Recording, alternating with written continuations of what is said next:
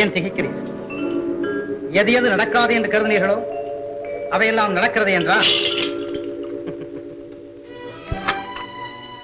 நடக்கக்கூடியதை நடத்தி காட்டுபவன் சராசரி மனிதன், நடக்காததை நடத்தி காட்டுபவன் தான் விந்தைகளுக்கெல்லாம் தந்தை. பாருங்கள்.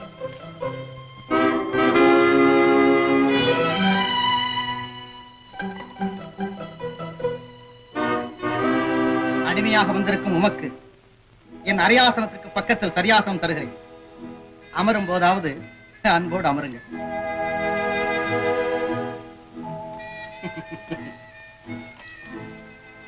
அவை பெருமக்களை, டெல்லி ஆட்சி பீடத்திலே இருக்கும் என் ஒருவனுடைய தீர்ப்பே முடிவானது என்பதை விட உங்கள் முடிவை தெரிந்து நான் முடிவெடுப்பதை பெருமையாக கொள்கிறேன்.